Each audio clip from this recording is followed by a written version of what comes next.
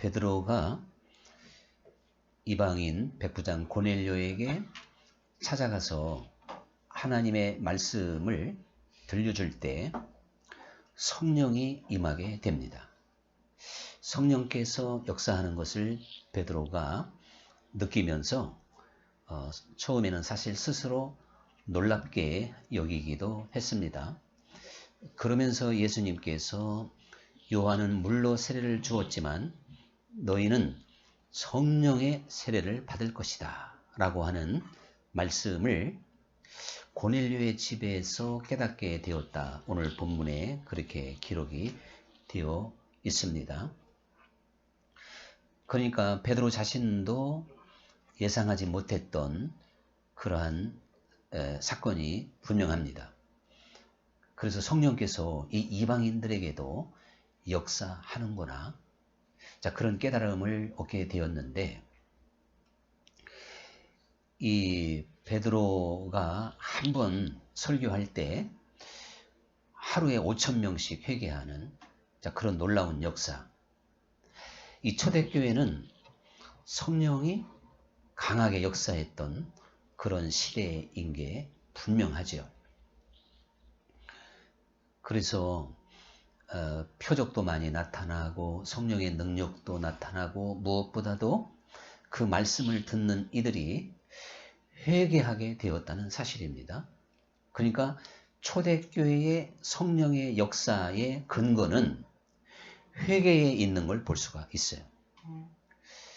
회개가 선포되지 않았다면 초대교회의 성령의 역사가 있을 수가 없었던 건 확실합니다. 그래서 세례 요한의 사역이 필요했던 것입니다. 회개하라. 세례 요한이 먼저 광야에서 외치게 되었고, 그래서 회개가 선행됐을 때 그 다음에 이제 성령을 받을 수 있는 길이 열리게 된 것이고, 회개했을 때 성령은 자연스럽게 주어지게 됩니다. 예수님 말씀대로 물과 성령으로 세례를 받을 수가 있는 것이죠. 근데 먼저는 물입니다. 물 세례라고 하는 것은 바로 회개를 가리키고 있다는 사실이죠. 세례 요한의 그 사역이 그래서 이제 그 세례를 주는, 물로 세례를 주는 그런 사역이잖아요. 이렇게 철저하게 회개가 강조가 됐고, 또한 회개가 세례 요한을 통해서 아주 시대적으로 그들에게 행해지게 된 것입니다. 그게 아주 초점이 된 거예요. 그래서 많은 사람들이 회개하기 위해서 광야 아무것도 없는 정말 그 약대 털옷을 입고 메뚜기와 석청이를 먹으면서 보잘것없이 외치는 한 사람의 목소리에 귀를 기울였다.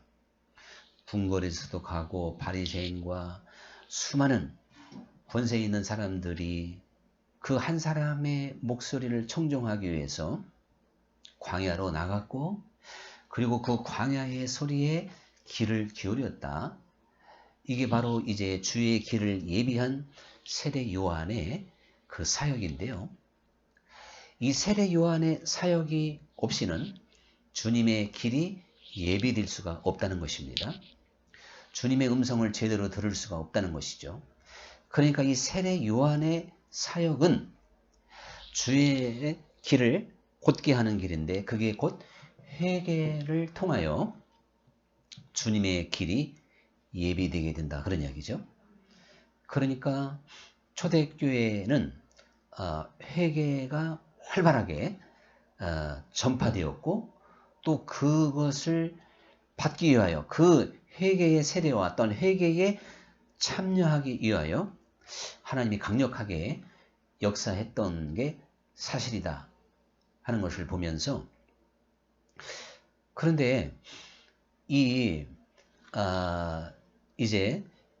회개가 선포되지 않았으면 사실은 그 다음에 성령의 역사, 성령의 어떠한 임재, 이게 있을 수 없기 때문에 이제 순서상 그렇게 되어져 있다는 사실입니다. 그래서 이 역사적으로 보면요, 영적으로 큰 부흥의 시대가 몇 번 있었습니다. 사람들은 대부분 1차 영적 대각성 부흥 운동, 이게 이제 18세기 존 웨슬리와 영국에서 또 휘필드, 또 미국에서는 조나단 에드워즈, 그게 1차 영적 대각성 부흥이라고 그럽니다. 또 2차는 이제 그 18세기 초엽에서 중간까지 찰스 피니를 중심해서 미국에서 있었던 그 폭발적인 성령의 역사. 또 3차는 18세기 후반에서 19세기 초에까지 있었던 D.L. 무디를 중심으로 하는 그 영적 대부흥 운동이죠. 그것이 미국에서 무디를 중심으로 했던 영적 대각성 운동에 은혜받고, 또 그 영향권에 있었던 하디 선교사를 비롯해서 당시의 선교사들이 우리나라에 들어와서 역시 회개를 선포한단 말이죠. 그랬을 때 마침내 이제 1907년도에 평양 대부흥 운동으로 열매를 맺게 되는 것입니다. 자, 그런데 공통적으로 이 세 번의 큰 영적 부흥은 회개가 강조되었다는 사실이에요.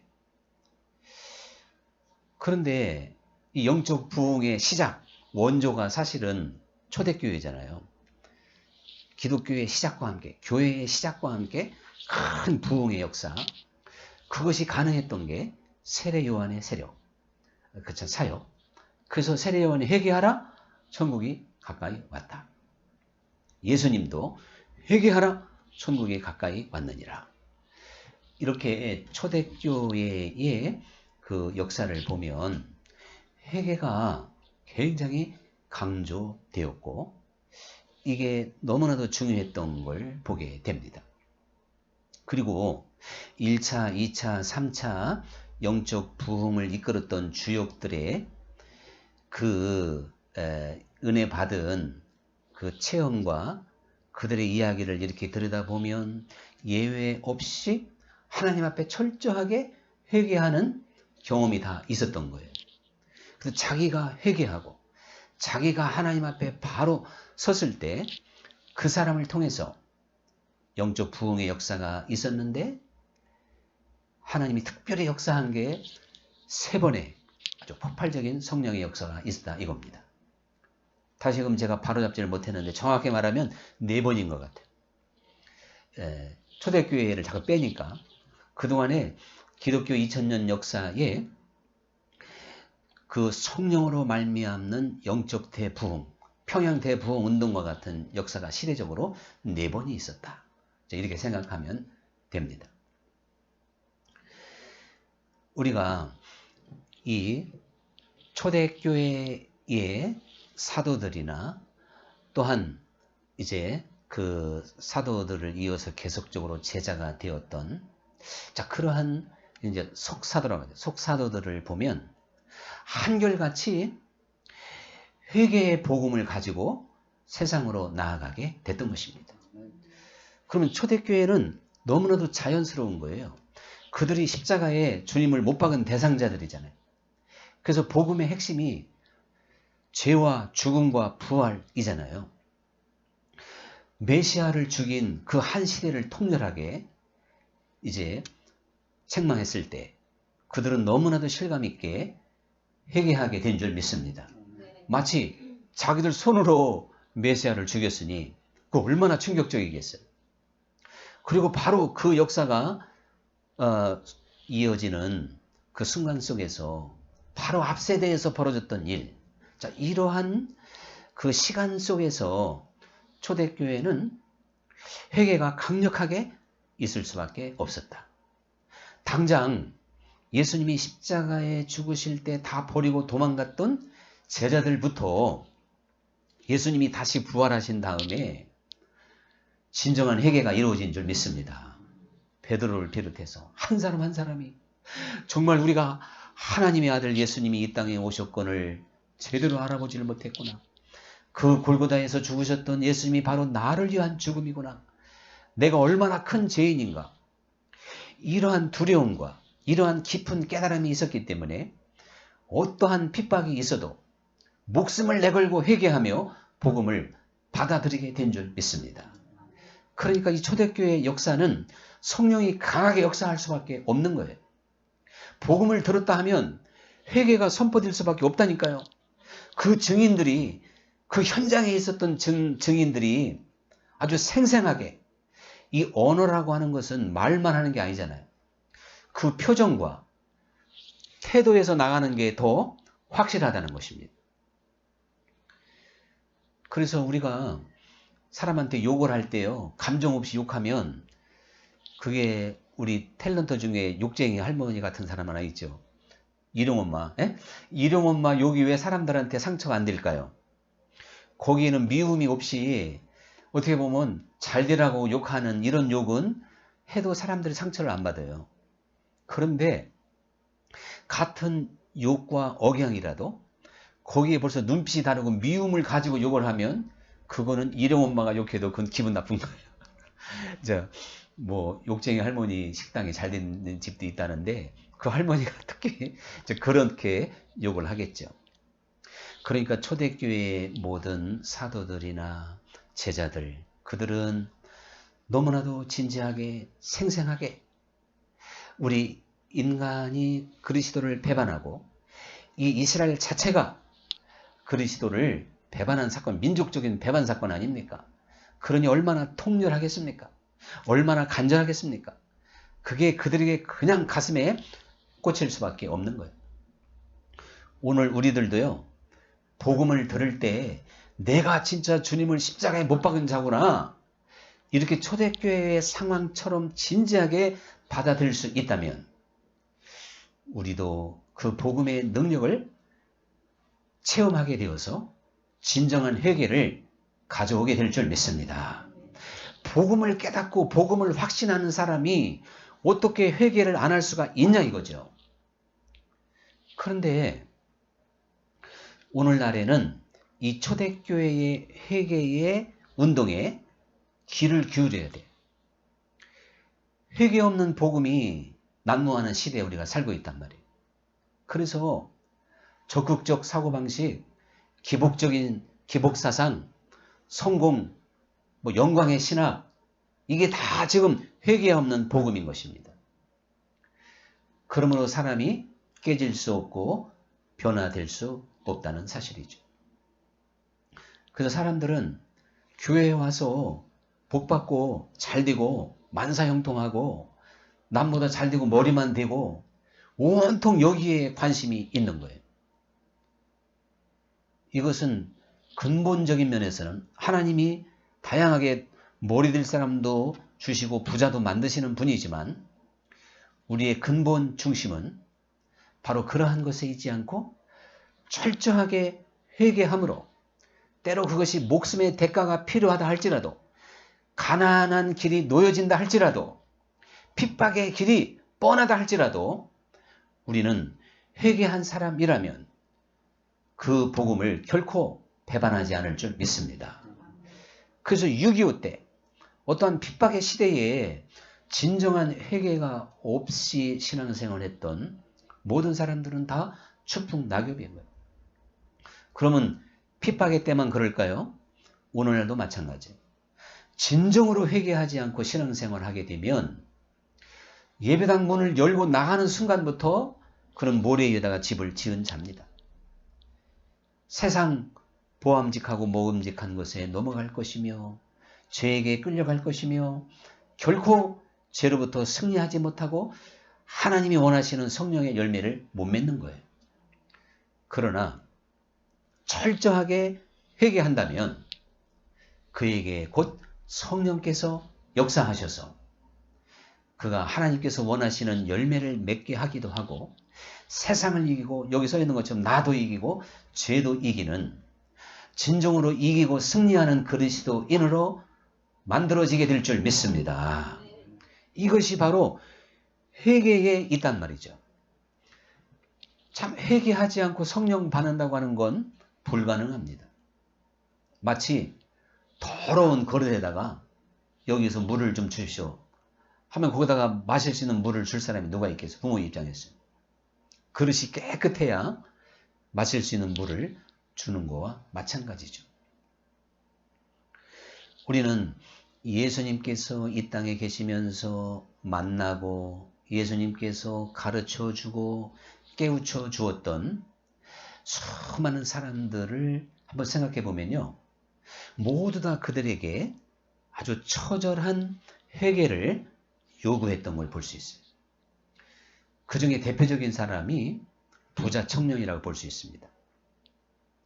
부자 청년이 진정 주님이 나를 위해서 죽기까지 하셨다고 하는 이러한 깨달음 속에서 회개하게 된다면 그의 모든 것을 다 팔아서라도 주님을 따라갈 수 있는 사람이 되는 겁니다.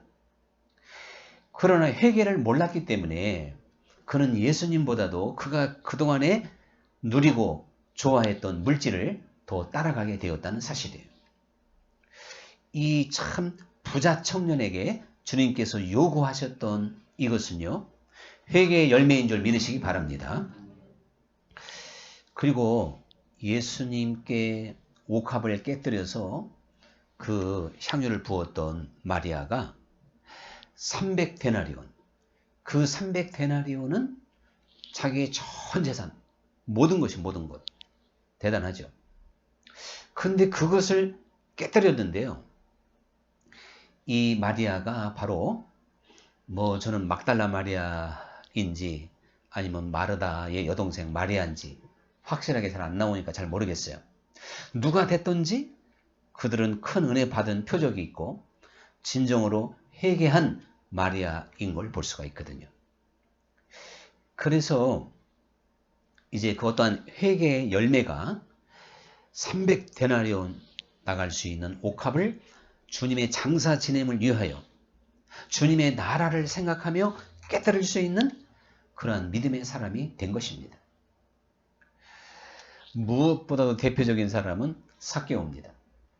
삭개오가 오늘날 주 예수님을 만나고 그리고 그 주 예수님으로 인하여 회개하게 되었을 때 삭개오는 회개의 열매로 자기 모든 재산을 반을 헐어서 가난한 사람에게 나눠주고 죄를 지으며 모았던 재산에 대해서는 4배로 갚는 역사. 계산 잘 하시겠지만 삭개오에게 남은 게 있을까요? 없습니다. 왜 그러냐면요. 여기는 망설일 필요도 없어요. 세리가 받는 그 요즘 말로 급여라고 하는 건요. 참 아주 박하기가 그지없어요. 배고프게 살아야 돼요. 세리의 그 군인들의 월급도 마찬가지입니다. 그래서 세례 요한이 회개의 열매로 세리나 군인들 너희들 받는 요를 족한 줄로 여겨라. 그 이상 어떻게 하지 말라는 거예요. 이게 회개의 열매라는 것이죠. 그러니까 삭개오는 그동안에 너무나도 잘못 살았던 욕심껏 살았던 주님과 너무나도 상관없는 자기의 삶을 깨닫고 너무너무 가슴이 아파서 자기가 불의하게 모았던 이 재산이 원수처럼 보인 거예요. 그래서 그냥 반을 딱 잘라가지고 그동안에 박대하고 학대했던 가난한 사람들에게 나눠줄 수 있는 사람이 된 겁니다. 그러고도 부정하게 모았던 돈에 대해서 너무나도 또 안타까워서 4배로 갚아야만이 직성이 풀리는 이러한 상황이 삭개오에게 있었던 겁니다. 언제나 주님 앞에 섰던 사람들, 주님과 대화했던 사람들, 주님으로부터 직접 하나님의 말씀을 들었던 사람들은 회개가 요구됐고 그것을 부자 청년처럼 받아들이지 않을 수도 있고 삭개오처럼 받아들일 수도 있는 이런 차이가 있는 것입니다.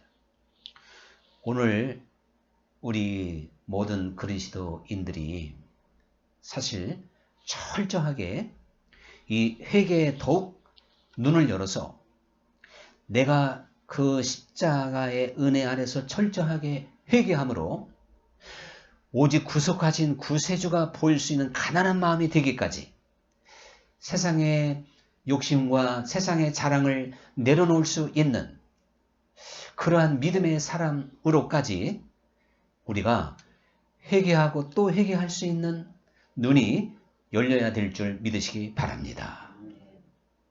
그래서 복음 만능주의, 그냥 인스턴트 복음처럼 회개하지도 않았는데 주님이 당신을 위해서 죽으셨어, 부활하셔서 그냥 믿기만 하면 돼. 이렇게 모든 사람들이 신앙생활을 하잖아요. 회개를 했든 안 했든, 그리고 무제한적으로 하나님 나라를 보장해 주고 있습니다. 이게 바로 중세시대의 면죄부와 똑같은 거예요. 이것을 이제 우리가 회개를 통해서 깨달을 수가 있는데, 사실 이 진정한 회개는요, 나 자신을 깊이 깊이 볼 수 있는 눈을 갖게 되는 줄 믿습니다. 그래서 나를 회개하고 또 회개해서 나라는 존재가 보이면요, 절대 자랑거리가 없어요. 교만할 수가 없어요. 정말 그때 가서는 저도 아직 이건 좀 못하지만 오른 뺨을 치면 왼 뺨을 돌려댈 수도 있는 거예요. 근데 가만히 보면 충만할 때 그게 가능하더라고요. 그러니까 그게 24시간 돼야 되는데 어쩌다 보면 방심하면 또 안 돼서 그렇지. 양성규 선생님 저를 째려보는 것 같아요. 그래서 제 친한 친구들은 조금 그 내막을 알으니까 딱 그 내막이 왜 하필 나를 쳐다봐 그래. 자, 그러니까 우리들이 이게 24시간, 이제 저는 그래서 한 70대를 지금 바라보면서 희망이 젖어 있어. 이놈은 60대 빨리 좀 가고 70대 좀 와라. 그때 가면 내가 24시간 할 수 있을 것 같은데, 여기 70대 되신 분이 아이고 그런 얘기 하지 마시, 한번 대봐. 또 그럴 수도 있겠죠. 우리 80대이신 또 우리 박은순 권사님은 80도 잘 안 되던데 또 이렇게 할 수도 있을지 모르지만, 어쨌든요, 우리가 먼저 된 자가 나중되고 먼저 된 자가 나중되는 거니까 침노하는 자가 결국은 빼앗을 줄 믿습니다. 우리들이 이 회개하고 또 회개해서 하나님 앞에 마지막 회개할 게 뭔지 아세요? 자기를 회개해야 돼요. 사람들은 결국은 자기 중심으로 움직여요. 자기가 이 세상의 주인공이에요. 주인공. 내가 주인공이 안 되는 게 회개입니다. 그러면 주인공이 도대체 누구예요? 주 예수님이시고 내 이웃이래요. 야, 이거 참 어려운 얘기예요. 그냥 나는 주인공 아니에요, 그냥. 그러니까 우리 가자면 심리 동행해주고 속옷을 달라면 겉옷까지 줘라. 내가 주인공이 아니니까 주님이 그렇게까지 말씀을 하시지. 네가 주인공이면 그렇게 말씀할 수가 없는 겁니다. 그래서 깊은 회개 속에서 나오는 결론은 나는 죄인 중에 괴수 옳습니다. 자, 우리는요, 회개한 만큼 성령의 사람이 되는 줄 믿습니다. 성령 충만이라는 게 뭘까요? 나를 비운 만큼 그리스도가 나를 사로잡는 거예요. 그러니까 성령 충만이 사실은요, 내가 얼마나 회개하느냐에 달려 있어요. 주 예수님을 믿는, 성령 충만하지 못해도 신앙생활하고 이렇게 지금 오후 3시인데도 지키는 믿음을 가졌다면 다 성령 받은 겁니다. 근데 성경은 성령을 받음으로 끝나는 게 아닌 거예요. 성령을 소멸치 말라는 겁니다. 오직 성령의 충만함을 받으라. 근데 그 앞에 술 취하지 말라, 이는 방탕한 것이니 오직 성령의 충만을 받으라 그랬는데요. 왜 하필은 이렇게 술하고 이렇게 성령을 비교하셨을까? 우리가 술 취하는 게 비정상인 것처럼 성령 충만하지 못한 것도 비정상이라는 거예요. 이게 아주 심히 비정상이에요. 여러분, 항상 비정상은 문제가 많을 줄 믿습니다. 자동차 운전할 때 계기판이 비정상이면 계속 가야 돼요, 서야 돼요? 어차피 모르니까 그냥 저기 가야 된다고 생각할지 모르지만 빨리 서야 돼요. 불 들어왔는데 계속 가면 그때는 이제 참 호미로 막을 걸 가래로 막을 수밖에 없어요. 완전 엔진이 다 날아갈 수가 있다 이겁니다. 자, 그런 이제 것들을 우리가 생각해 볼 때 우리 신앙도 비정상이라고 하는 것을 가르쳐 주는 게 말씀인 것입니다.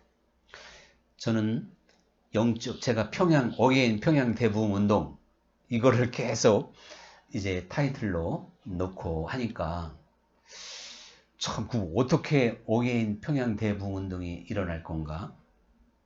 답은 간단합니다. 자, 지금 4차 그러니까 이제 초대교회까지 합치면 4차까지 영적 대붕운동이 있었다 그랬죠? 그 특색이 뭐냐면 그때가 바로 진정한 그 회개 복음이 그 시대의 주역들에게 정통으로 선포됐어요. 모든 사람들이 광야로 그 세례요한 앞에 섰던 것처럼 하나님의 말씀은 우리를 찌르고 또한 우리의 심령을 가난하게 만들고 결국 성령께서 우리를 또한 깨우치면서 회개하게 만들게 되었던 것입니다. 성령께서 언제 역사하냐?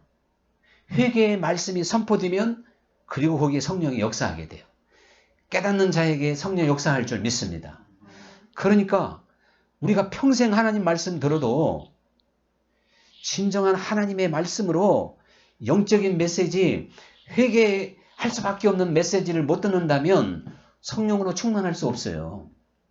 그래서 다시 말하지만 기복적인 말씀, 성공지향적인 말씀, 형통한 말씀, 복받는 말씀 여기에 취해 있는데 어떻게 성령 역사하냔 말이죠.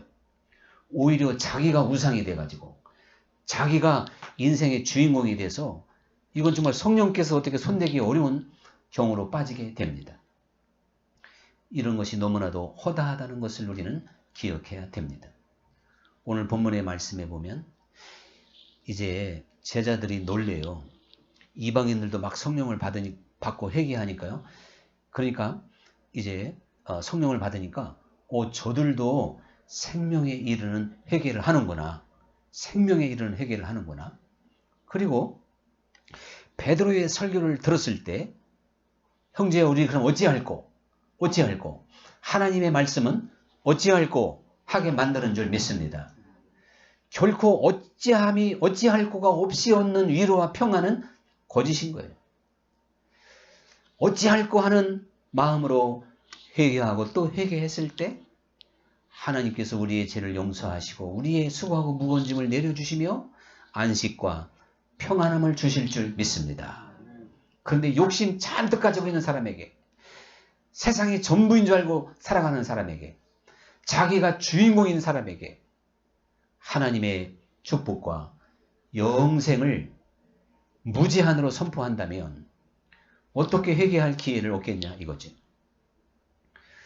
제가 우리 기독교 2000년 역사에 있었던 시대적인 부흥의 역사의 주인공들은 항상 하나님의 사람들이 말씀을 듣고 회개할 수밖에 없는 말씀을 공통적으로 선포했습니다. 복받는 말씀, 성공하는 말씀으로 시대적인 부흥의 역사는 한 번도 없었습니다. 있을 수도 없고 사람을 변화시킬 수 없습니다. 그러나 하나님의 말씀을 듣고 어찌할까? 이렇게 가난한 마음으로 돌이키는 그러한 시간 속에서 성령은 역사하셔서 성령으로 그들을 이제 붙잡아 주시며 진정으로 새 사람 만드셨고 하나님이 원하는 사람으로 만드시고 한 시대의 영적 큰 부흥을 이루게 된 줄로 믿습니다. 우리 그러한 시대를 꿈꾸면서 항상 하나님의 말씀 앞에 어찌할꼬 그 말씀 앞에 나를 더 심각하게 비춰볼 수 있는 우리 모두가 될 수 있기를 간절히 축원합니다. 오늘의 찬양 드립니다.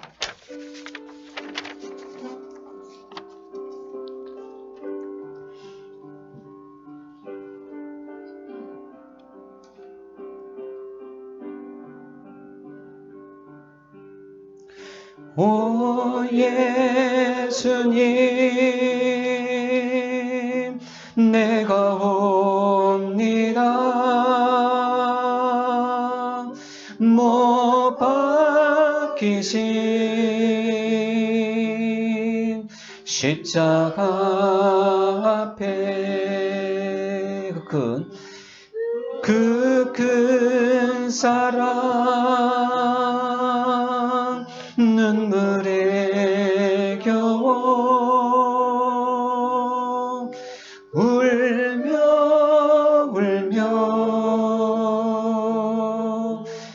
돌아옵니다. 주님 손과 발 못 박혔고 머리에 가시관 박히셨네. 내 모든 죄와 허물 위해 말없이 피 흘려 주셨네. 오 예수님,